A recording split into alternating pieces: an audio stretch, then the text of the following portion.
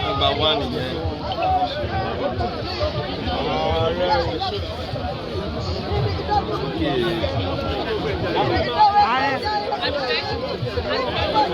Sọ̀rọ̀ lókè. Ìyá ọjọ́ kan lọ jókòó. Authority yé Muwa.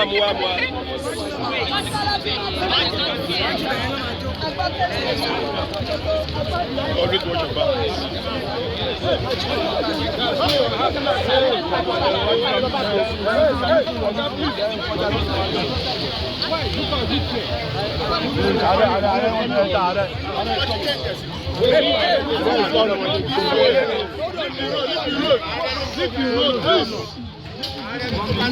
What is going on there now? Hello. Hey, hello. Thank